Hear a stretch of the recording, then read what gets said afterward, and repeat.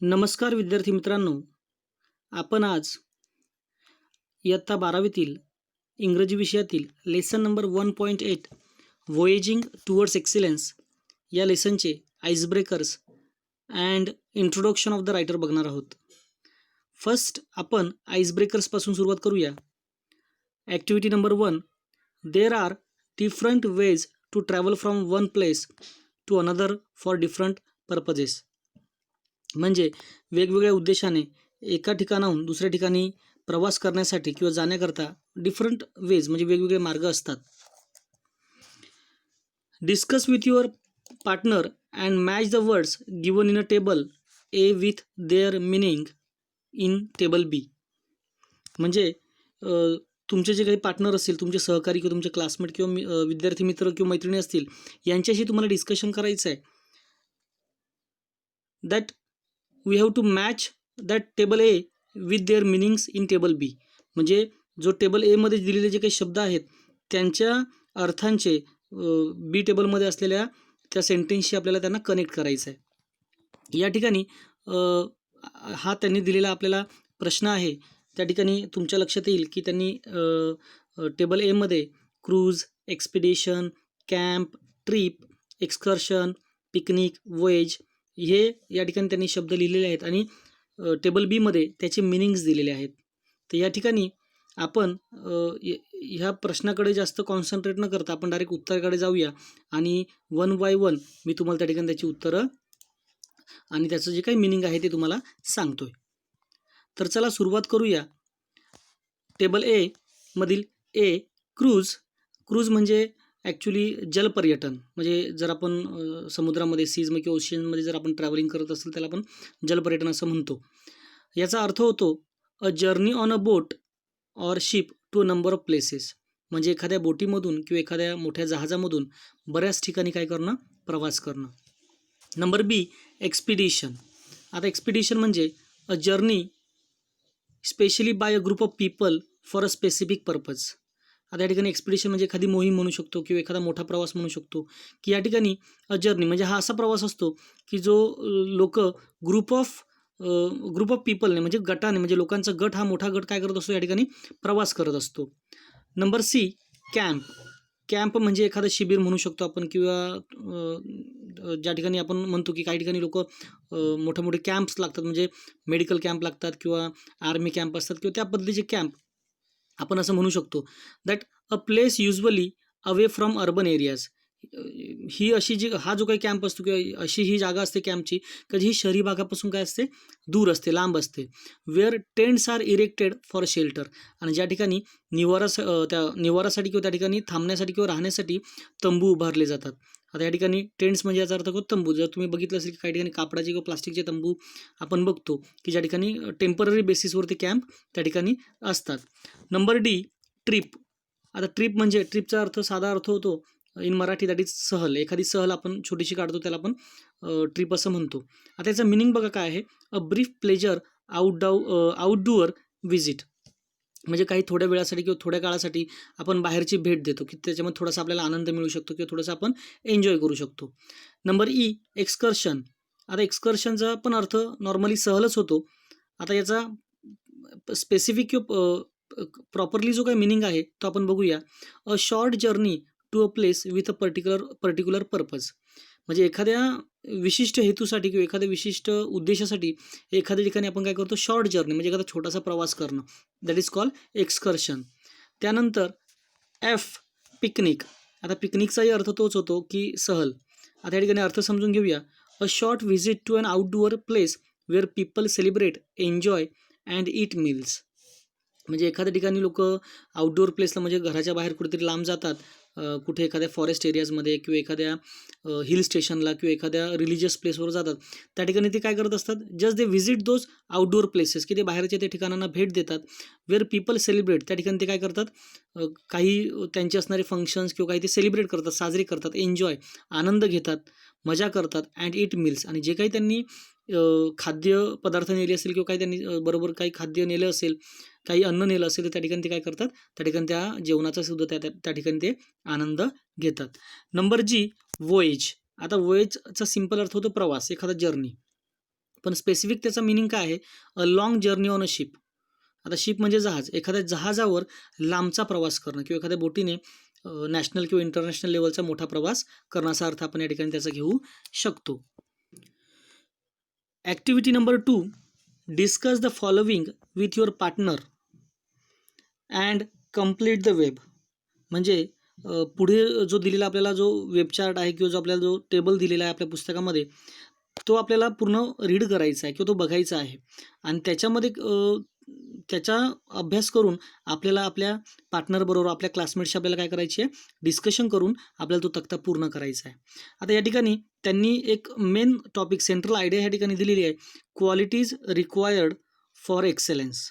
आता qualities required for excellence, excellence म्हणजे एखादा उत्कृष्ट, एखादा टॅलेंटेड किंवा ब्रिलियंट व्यक्ती किंवा एखादं ब्रिलियंट वर्क पण आपण म्हणू शकतो. म्हणजे एक्सेलन्स म्हणजे म्हणजे उत्कृष्ट असं.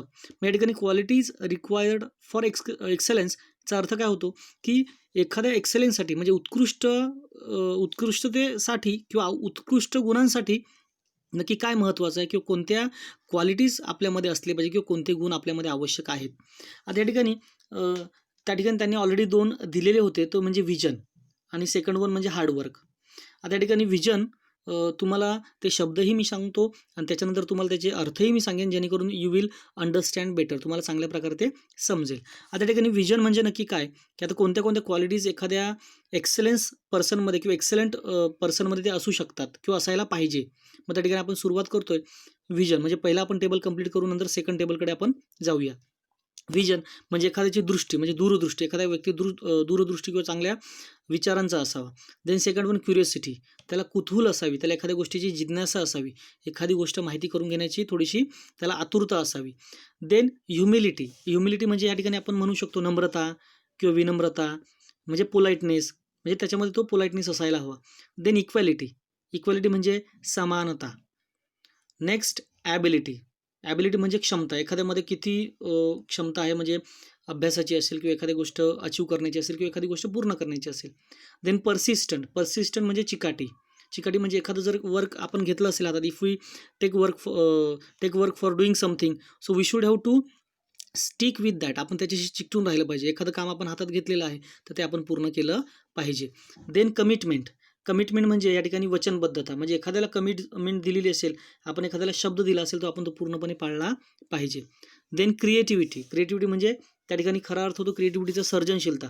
सर्जनशीलता मीन्स काय, एखादी गोष्ट क्रिएट करणं, निर्माण करणं, म्हणजे आपल्यामध्ये नवीन नवीन स्किल्स निर्माण करण्याची काय पाहिजे, त्या ठिकाणी आपल्याला ॲबिलिटीज पाहिजे किंवा आपल्यामध्ये ते स्किल्स पाहिजेत. देन इंटेलिजन्स, इंटेलिजन्स म्हणजे काय, त्या ठिकाणी बुद्धिमत्ता आपण म्हणू शकतो, ज्याचं म्हणजे ज्याची बुद्धी, ज्याचा ब्रेन एकदम पॉवरफुल असतो, IQ लेवल म्हणजे इंटेलिजन्स क्वेश्चन्स हा एकदम पॉवरफुल असतो, म्हणजे बुद्धिमान व्यक्ती असायला हवा. देन मास्टर, आता मास्टर म्हणजे नक्की काय, मास्टर म्हणजे एखाद्या गोष्टीमध्ये निपुण असणारा, एखाद्या गोष्टीमध्ये पूर्णतः त्याचं परिपूर्ण असणारा व्यक्ती, that is called master. Then perseverance, पर्सिवरन्सचा अर्थ परत तोच होतो चिकाटी, म्हणजे या ठिकाणी तुमच्या लक्षात येईल की पर्सिस्टंट या ठिकाणी एखादी गोष्ट करत राहणं, पर्सिवरन्स म्हणजे एखादी गोष्ट पूर्ण होईपर्यंत न थांबणं, दॅट इज कॉल्ड पर्सिवरन्स. म्हणजे ह्या गोष्टी आपण ह्या पहिल्या टेबलमध्ये काय केलेल्या आहेत, घेतलेल्या आहेत. आता सेकंड टेबलमध्ये त्यांनी सांगितलं की एखादी व्यक्ती समजा उत्कृष्ट असेल तर त्याचे कोणत्या क्वालिटीज आहेत, त्याच्यामध्ये काय असायला पाहिजे. So they have given the first, that is hard work, तो मेहनती असावा, तो कष्ट करणारा असावा, हार्डवर्किंग पर्सन असावा. देन टीमवर्क, म्हणजे टीमवर्क म्हणजे टीमवर्क म्हणजे एखादा व्यक्ती टीम बरोबर काम करणारा, म्हणजे एखादा लीडर असेल तर त्याने स्वतःचं न चालवता त्याने सर्वांना एकत्र घेऊन काय केलं पाहिजे, काम केलं पाहिजे.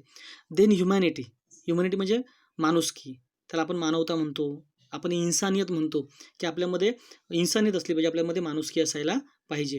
देन रॅशनॅलिटी, रॅशनॅलिटी म्हणजे काय, तर्कसंगता, म्हणजे एखादी गोष्ट आपल्याला त्या ठिकाणी तर्क लावता आला पाहिजे, की एखाद्या गोष्टीचा आपल्याला चांगल्या प्रकारे विचार करता यायला हवा.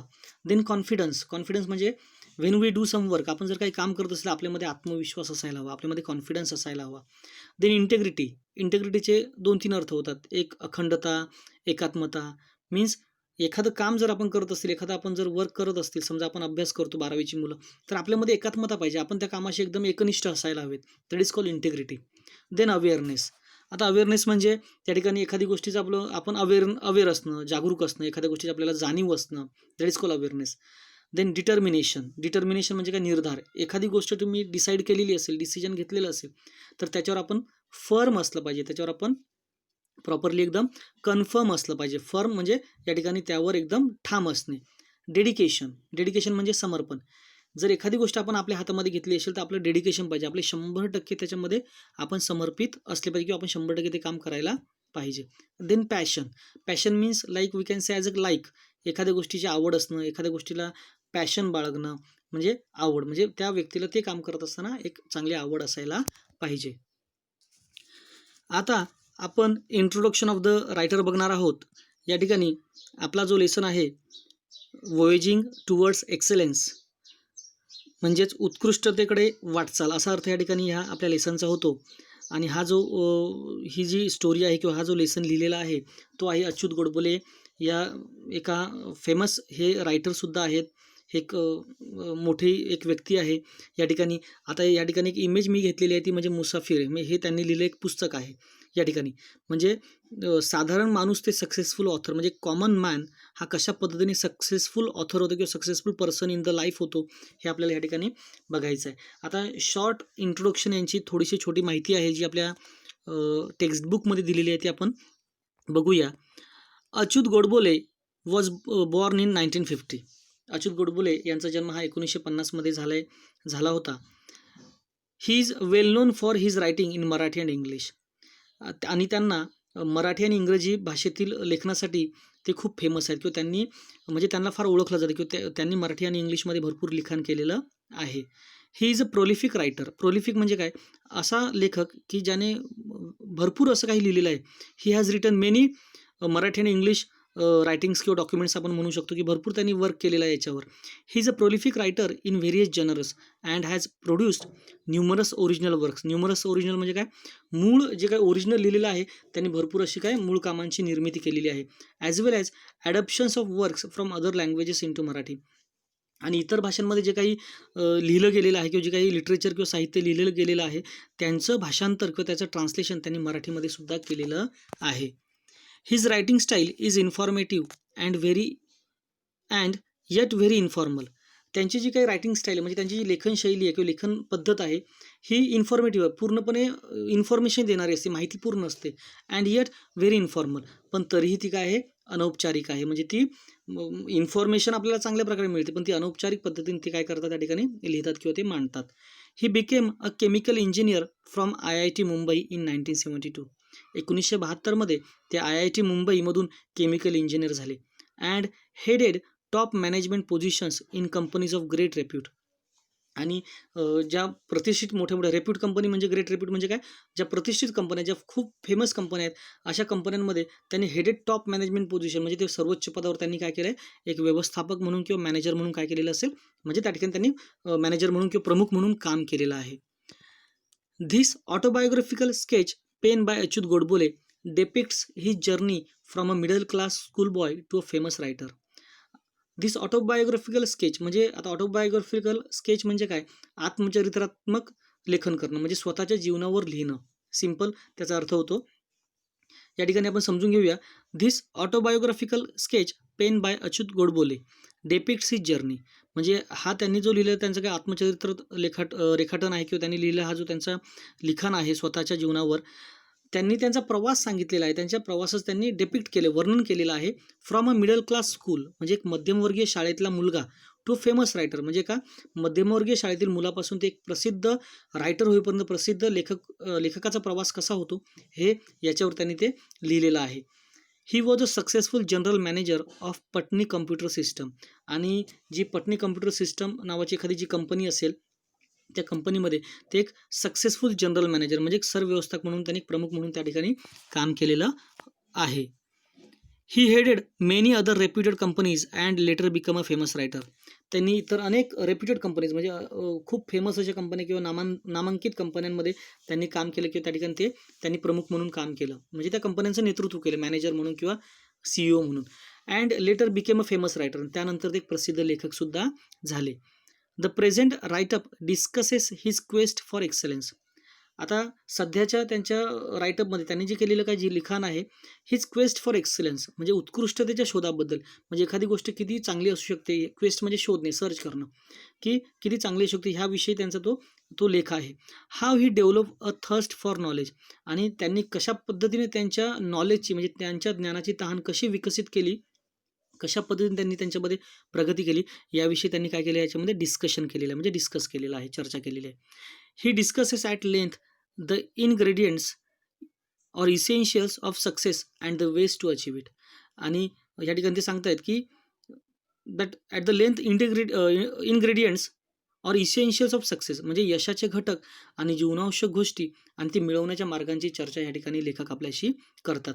म्हणजे कशा पद्धतीने त्यांनी त्यांचा जीवनप्रवास केला, जीवनप्रवास होता किंवा कशा पद्धतीने ते लाईफमध्ये सक्सेसफुल झाले, याचा काही प्रमाणामध्ये आपल्या वॉयजिंग टुवर्ड्स एक्सलन्स या पाठामध्ये किंवा लेसनमध्ये त्यांनी आपल्याला सांगण्याचा प्रयत्न केलेला आहे.